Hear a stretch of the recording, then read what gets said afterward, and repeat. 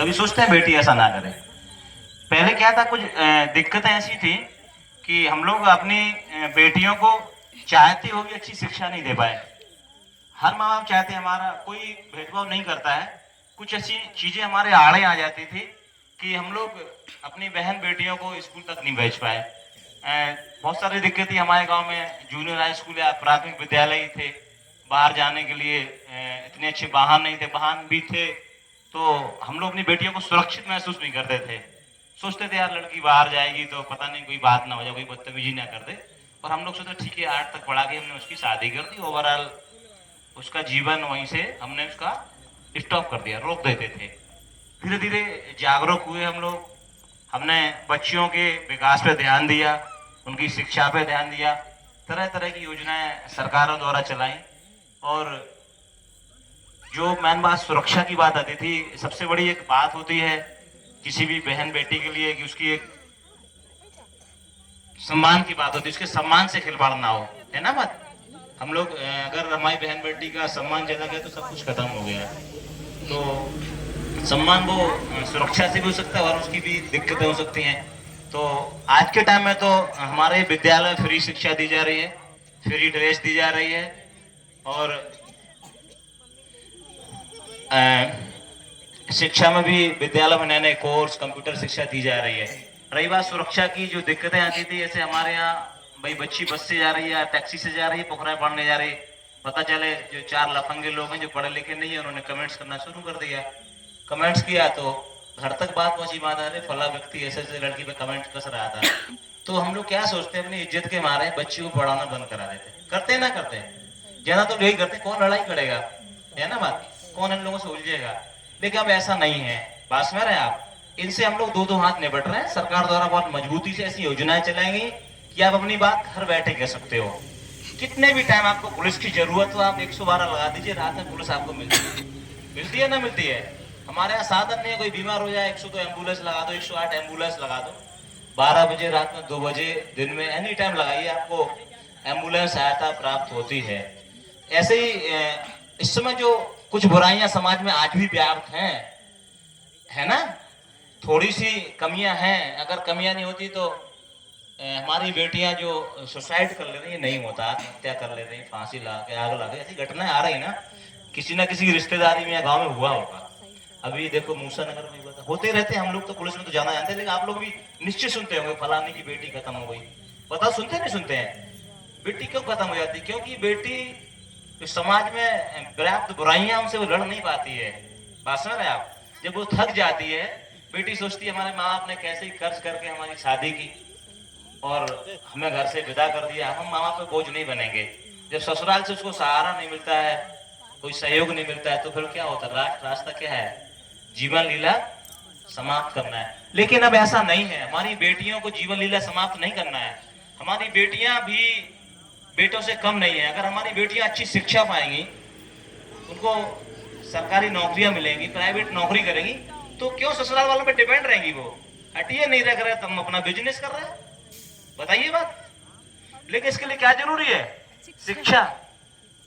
और शिक्षा के लिए क्या जरूरी है? सम्मान। समझ रहे हो ना? तो सम्मान आप लोगों का रहा है, इसलिए गवर्नमेंट द्वारा जो हेल्पलाइन चली 1090, इसको 1090 भी बोलते हैं। एक 1090 हेल्पलाइन कितने लोग जानते हैं? हाथ खड़ा करो जरा। बहुत अच्छा, बहुत लोग जानते हैं, बहुत अच्छा लग रहा है कि निश्चित ही आप लोग जागरूक हो रहे हैं। अगर हमारी कोई बेटी बहन की समस्या है, वो कहीं भी हो सकती है, स्कूल जाते समय हो सकती है, घर में हो सकती है, मोहल्ले में हो सकती है, ससुराल में भी हो सकती है। पता चला वहाँ पड़ोसी गाली गलौज कर रहे हैं, पतिदेव परेशान कर रहे हैं, सस परेशान कर रही है, तो 1090 पे आप कॉल कर दीजिए कि हमारी बेटी की वहाँ वहाँ शादी हुई है, या स्कूल जाते टाइम जहां भी प्रॉब्लम हो अपने आप शेयर कर दीजिए। किस पर? 1090।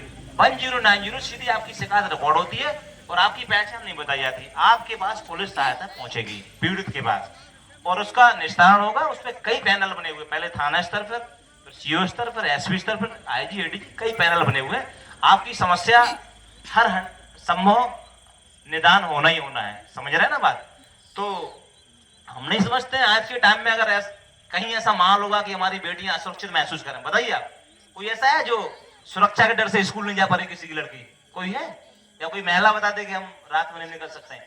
एनी टाइम पुलिस मौजूद है आपकी, यहीं 112 खड़ी रहती है, कभी भी आप लगाएंगे पुलिस मिलेगी आपको। एक 1076 है, आपकी और कोई समस्या है तो 1076 है, वो सीधे शिकायत आपकी मुख्यमंत्री जी तक पहुंचती है, उसका निस्तारण होना है, तुरंत आपका कॉल आएगी कि आपकी ये समस्या है। अगर पुलिस से संबंधित है, पुलिस से, राज्यों से, डॉक्टर जिससे भी संबंधित, आपके पास संबंधित विभाग आपके घर पहुंचेगा। समझ रहे हैं बात आप? ऐसे 102 है वो हेल्प। हाँ, इसमें जो एक नया अपराध चल रहा है, क्या चल रहा है नया अपराध, बहुत लोग जानते होंगे ना कि हमारे मोबाइल से पैसा कट गया। कितने लोगों को कटा ऐसा है? कोई ऐसा नहीं, अच्छी बात है और होना भी नहीं चाहिए। जो हम लोग के जो खाते हैं इस समय, तो खाते सारे ऑनलाइन है। ऑनलाइन का सबसे बड़ा उदाहरण क्या है? हम लोग आधार कार्ड नंबर बताते हैं, अंगूठे लगाते, पैसा निकल आता है ऐसा? कितने लोग निकालते हैं? हाथ खड़ा करो। सब निकालते, हम भी निकालते भाई, उसमें शर्माना क्या है? क्योंकि हमारे खाते क्या है, ऑनलाइन है। आधार कार्ड, हमारा आधार कार्ड नंबर लगाते हमारा वो आ जाता डिटेल, वो क्या है, ऑनलाइन है। स्लिप नहीं भरना है बैंक में, जब स्लिप भरते थे फिर पासबुक ले जाते थे, वो चेक करते थे, चढ़ाते थे, वो चीज नहीं है। तो क्या होता है कि हमारा ऑनलाइन का जो सिस्टम है उसमें एक ओटीपी आती है। जो साइबर फ्रॉड होते हैं वो क्या करते हैं कि तरह तरह की लालच देंगे आपको, बात समझ रहे हैं? आपसे कहते हैं अच्छा ठीक है, आपको एक हम बढ़िया आवास दिला दे रहे हैं, आवास दिला दे रहे हैं, आपको 1.5 लाख रुपए मिल जाएंगे आवास में, हम आपको एक मैसेज भेज रहे हैं, उसको पढ़ के आप ओटीपी बताना। पहले तो आपको घुमाएंगे, बहुत देर तक बात करेंगे, क्या नाम है आपका, अच्छा क्या करते हैं, हम कहेंगे भाई अब तो किसान है, आपके पास पक्का मकान नहीं है, होगा भी हम तब भी झूठ बोल देंगे नहीं है हमारे पास, है ना, लालच में बोल देंगे। तो अच्छा ठीक है, हम आपको पक्का आवास दिलाते हैं। अच्छा किस मोहल्ले में? पहले बहुत दूर से बांधते हैं, वो क्या करते हैं, दूर से बांधते हैं ताकि उनकी हम चालाकी समझ ही नहीं पाते हैं, क्योंकि हम लोग लालच में आते हैं। वो बहुत ऐसे ढंग से बढ़ाते हैं, सीरियसली बोलते हैं, हम महसूस नहीं कर पाते। वो ऑलरेडी तुम्हारे खाते की डिटेल लेके ओटीपी शेयर करते हैं। ओटीपी का मतलब होता है आपने अपनी सहमति दे दी आपका पैसा निकालने की। क्या होती है वो? सहमति। तो हमें किसी को भी ओटीपी नहीं देना है, कोई भी बैंक ओटीपी नहीं मांगता है, बात समझ रहे हैं आप?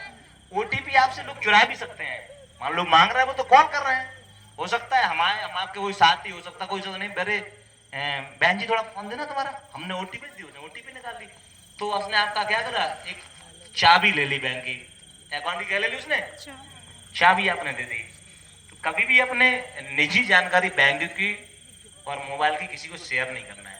ओटीपी आपकी हम कह रहे हैं व्हाट्सएप की भी हो सकती है, फेसबुक चलाते हैं हम लोग, इंस्टाग्राम, उसकी भी होती है, क्यों?